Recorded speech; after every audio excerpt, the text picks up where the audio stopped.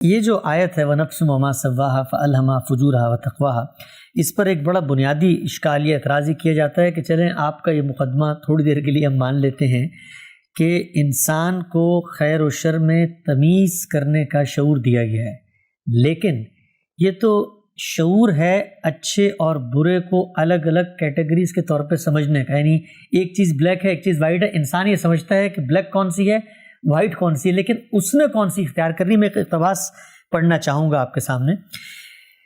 یہ ایک ناقد ہے، انہوں نے لکھا ہے کہ اس آیت کو بنیاد بنا کر غامدی صاحب فرماتے ہیں کہ نیکی اور بدی میں تمیز کرنے کے لیے اللہ تعالیٰ نے انسان کو ایک اخلاقی حصہ عطا فرمایا ہے، اور اسی احساس کی بنا پر ایک برے سے برا آدمی بھی جب گناہ کرتا ہے تو اسے چھپانے کی کوشش کرتا ہے، اور اگر اس کی خاطر ہیلے بہانے تراشنے بھی پڑیں تو اپنی فطرت ان چیزوں کو، ہیلے بہانے تراشنے کو اپنی فطرت کے خلاف پاتا ہے۔ مزید فرماتے ہیں کہ انسانوں کی ہر معاشرت میں کسی نہ کسی تصور حق و انصاف کا پایا جانا بھی ظاہر ہے کہ انسانی نفس میں خیر و شر کا احساس عالمگیر ہے، لیکن اس حادثہ اخلاقی کے باوجود چونکہ انسانی اعمال تصورات خیر و شر میں تفاوت و اختلاف کا امکان ہو سکتا ہے، لہٰذا اللہ تعالیٰ نے ایسے بڑے اختلافات کو رفع کرنے کے لیے اپنے رسولوں کے ذریعے سے وحی پہنچا دی۔ اعتراض ان کا یہ ہے کہ غلطی غامدی صاحب سے یہاں پر یہ ہوئی ہے کہ اپنے دعوے کے اس بات کی خاطر جو قرآنی آیت انہوں نے پیش کی ہے وہ کسی بھی طرح اس کی دلیل نہیں بن سکتی۔ قابل توجہ بات یہ ہے کہ اللہ تعالیٰ نے اس آیت میں یہ کب کہا ہے کہ خیر و شر کی تعیین بھی نفس انسانی کے ذریعے ہو سکتی ہے؟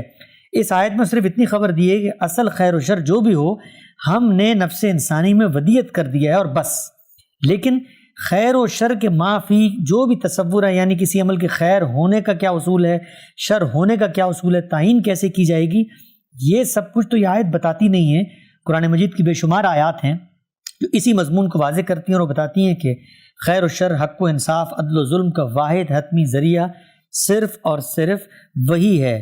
نماز پڑھنی ہے، شراب نہیں پینی، ان سب کی تعین میرا نفس نہیں کر سکتا، جس کے بارے میں غامدی صاحب کا یہ دعویٰ ہے کہ اس میں خیر و شر رکھ دیا ہے۔ خلاصہ ان کے سوال کا میں کر دیتا ہوں یہ کہ جی یہ کہاں اس آیت میں کہا گیا ہے؟ اس میں تو زیادہ سے زیادہ چلے مان بھی لیں آپ کی بات کہ خیر کو بھی جانتا ہے انسان، شر کو بھی جانتا ہے، خیر و شر کی طرف مائل اس نے کہاں ہونا ہے؟ یہ تو کہیں بھی نہیں بیان ہوا ہے۔ یہ دلچسپ بات ہے کہ پوری کی پوری آیت کی کسی نے تحلیل کی ہے کیا؟ جو سورہ اعراف کے اندر عہد الست ہے اس کے آگے جو اللہ تعالیٰ نے حجت کے اتمام کے لیے گفتگو کی ہے اس پر بھی کوئی انہوں نے بات بیان کی ہے؟ دونوں جگہ پوری بات بیان ہوئی ہے، اور دیکھیں کیا بیان ہوئی ہے۔ وہاں یہ بیان کیا گیا کہ یہ توحید کا اقرار تم نے کیا تھا، اس کی بنیاد پر تم مسئول ٹھہرائے جاؤ گے۔ سوال یہ کیسے مسئول ٹھہرائے جائیں گے؟ اگر توحید کا وہ اقرار یہ بتاتا ہی نہیں کہ یہ اختیار کرنا ہے اور یہ نہیں اختیار کرنا، تو مسئول کیسے ہو جائے گا آدمی؟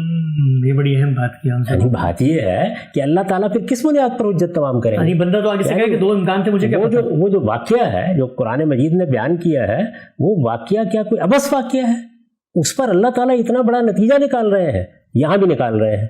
یہاں یہ کہہ رہے ہیں کہ فَأَلْهَمَهَا فُجُورَهَا وَتَقْوَاهَا۔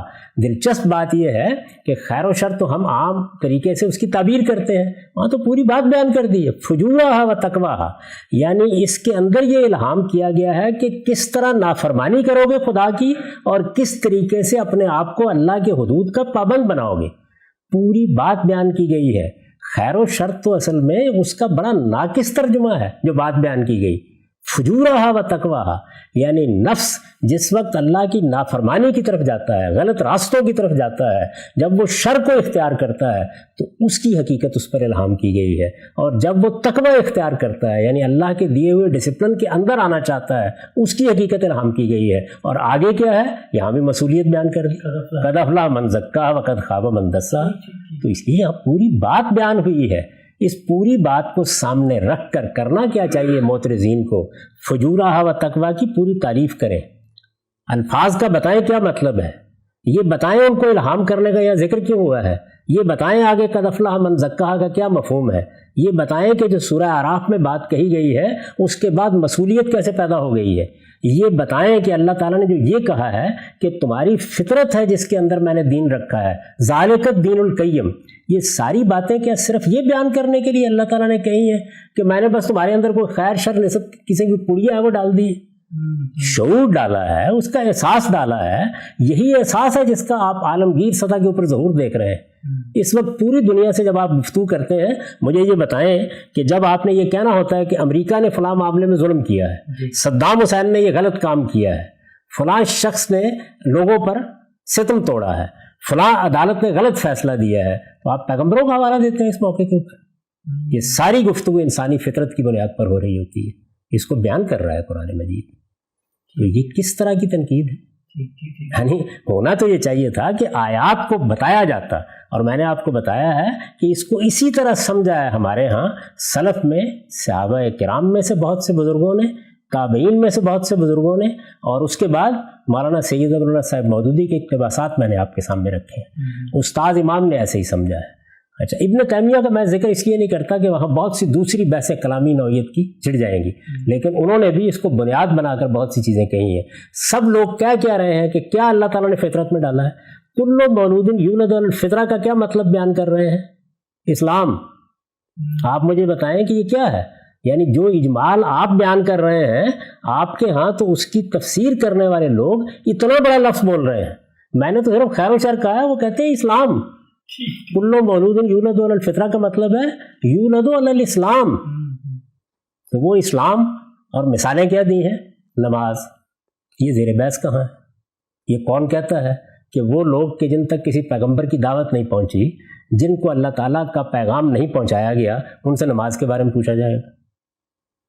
تو قرآن نے خود بتا دیا کہ خیر و شر کا جو عمومی الہام ہے یا اجمالی علم ہے، ان کی مسئولیت اس کی بنیاد پر ہے، اور جو توحید ان کے اندر ہم نے ڈال دی ہے اس کی بنیاد پر وہ جواب دہ ٹھہرائے جائیں گے.